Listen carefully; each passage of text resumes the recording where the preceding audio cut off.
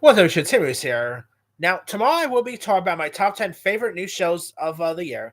Now, my top 10 favorite returning shows of the year, I am going to wait till New Year's day or a day or two to do that because I don't kind of want to wait till, Strange, till I see the final Stranger Things episode before I make that list.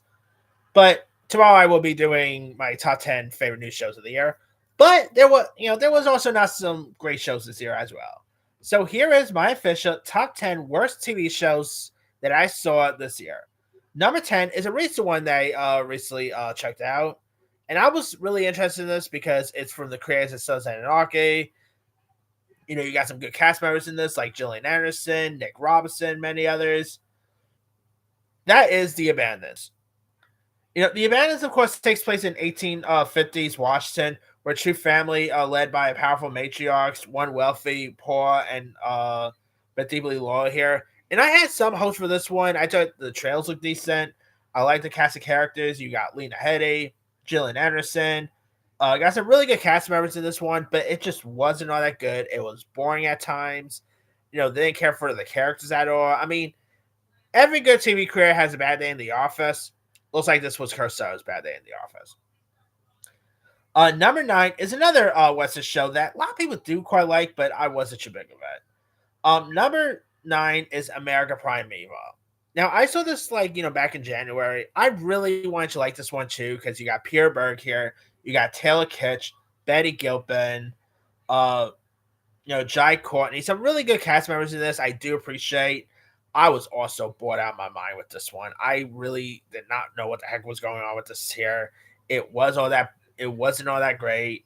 It's of course where like a mother and son flees from their past form of found family while confronting a harsh landscape here, and it just wasn't all that great. I mean, it was again boring at times, terrible dialogue. I had no idea what the heck was going on with this thing. So yeah, coming in at number 8 is Zero Day. Now it is a shame too because I just did my top 10 worst movies of the year, and a Robert De Niro film is in that list. And now I got another top 10 worst TV shows of the year, and a Robert De Niro project is in this list. It is unfortunate because Robert De Niro is one of my favorite actors of all time. So it is a shame that he did two film projects this year that was a mess. Zero Day I actually had some hopes with because you got Robert De Niro, Jesse Plemons, Lizzie Kaplan. You do got like Connie Brin, Joan Allen, some really good cast members throughout. Of course, it is where like a former U.S. president is called out of retirement to find the source of a deadly cyber attack, only to discover like a vast web of lies and conspiracies here. And again, it's not that good. Pretty boring at times. De Niro did it all, but even he wasn't enough to save this. It's just not a good one. All right. Coming in at number 7 is the Fox series Going Dutch. Now, I do like Dennis Leary, but this just wasn't all that funny. Of course, Going Dutch has a second season coming. Who knows if that's going to be. I'm probably not going to watch the second season, to be honest, yeah. But it is, of course, stars Dennis Leary as like this, arrogant, loudmouth U.S. Army colonel who is assigned to the Netherlands here. And I did not really care much for the characters here. I mean, it was just like a workplace, military type comedy. It just didn't really work really well. To be honest, I was a little surprised they renewed it. I expected this show just to be a one and done thing, but hey, good on it, I guess. Number 6 is Duster. Duster was a new show created by J.J. Abrams, starring Josh Holloway, from Lost fame. It does take place in 1972, where the first black female FBI agent heads to Southwest and recruits a gutsy getaway driver. And it had some decent stuff going for it, but it just fell flat. Like, it started out strong, but it really fell flat throughout the rest.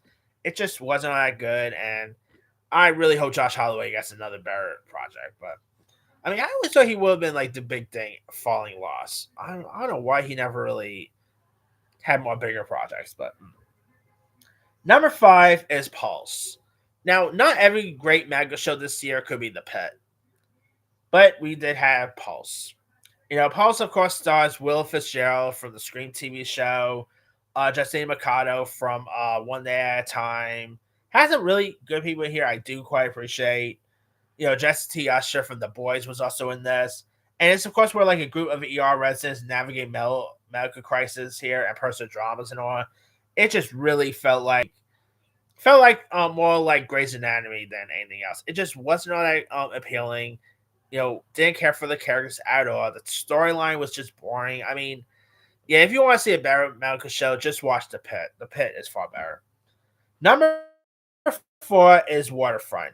Now, Waterfront, I was really in because you got Melissa Benoist, who I love on Supergirl. You got Hope McNally. You got Topher Grace, Jake Weary, from Kevin Williamson, who I obviously from Scream fame, coming back to the TV drama following Dawson's Creek. I thought this could easily been the next Dawson's Creek. To be honest, yeah. It just wasn't all that great. Wasn't all that appealing. Pretty boring at times. Uh, you do got people in there I do like, but even they wasn't enough to save us. The script dialogue wasn't so good. It's just not a good one. All right, number 3 is Nine Perfect Strangers season 2. Now, I enjoyed the first Nine Perfect Strangers. With Nicole Kidman, Melissa McCartney, Luke Evans, Micah Shannon. That was a really good season or a good show. When they announced for season 2, I'm like, okay, let's see how season 2 will be here. I did not care for season 2 at all. It was a big step down. I did not really care much for the new characters. Like, at least with the first season, there were those characters you really did enjoy. You really got invested in. I did not get invested in none of these characters at all. It just really fell flat here. Whether we get season 3, I don't think so, but we'll see. Number 2 is Suits LA. Suits LA, I had some hopes for. It was a return of Suits. You got Stephen Amell coming back to TV. I'm like, okay, let's see what we got here. Like, the first episode had the always talented Victoria Justice popping up. Awesome there. But, yeah, Suits LA just didn't do anything for me. It just wasn't all that great. Really did not make what it really was nothing that made the original Suits really good. You had some actors from Suits popping up, which was cool, but yeah, it just wasn't all that great. And yeah, hopefully Stephen Amell gets a better TV project, but we'll see there. And boy, the worst TV show of the year to me is Oz Fair. Oz Fair, I think, is the worst thing Hulu's put out. I mean, it is literally one of those shows that it's actually so bad it's good that even though it's so bad, you just can't help but watching and just laugh at and stuff. The TV they don't really have a Razzie Awards for TV shows. I always think they should or include like TV shows in the Razzies. Like the Razzies was not called Razzie Movie Awards. Like I think you could interpret some TV shows on that list, but if there was a Razzie Award for TV shows, guarantee you right now, Oz Fair would sweep it. It is one of the worst things Hulu put out. It really showcased that Kim Kardashian is not really ready to be a great actress here. She was okay on SNL, whatever, but yeah, she wasn't good enough to say this at all. You got some good cast members too, who I felt like their talent was wasted. From Naomi Watts to Glenn Close. It was cool, seeing people like Brooke Shields popping up in this. Jason Leigh, even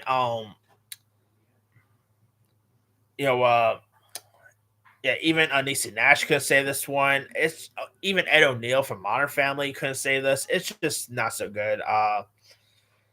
Yeah, I mean, you definitely tell they were trying to make this like a sexy procedural show, like a courtroom type show, but it really wasn't all that either. So, yeah, definitely the worst thing Hulu's put out this whole year. So, season 2 is coming. So, hey, see what Hate Watch does, But that's pretty much it there. Here's my quick rundown. Number 10, The Abandons. 9, American Primeval. 8, Zero Day. 7, Going Dutch. 6, Duster. 5, Pulse. 4, The Waterfront. 3, Nine Perfect Strangers. 2, Suits LA. And number 1 is Oz Fair. Now, of course, I don't really have much of a dishonorable mention, to be honest. But I will say, we were Lars. Probably that will be in my dishonorable mention. That wasn't like a bad show; just was a little underwhelming. The new season of Tulsa King, a little underwhelming there. I think Landman is actually far better, to be honest. But that's me. Anyway, let me let you guys. What do you? The show Motorheads. That was also not so good either. The show with Rob Felipe on Amazon. That could have been better, but let me know you guys. What do you think are some of the worst TV shows you saw this year?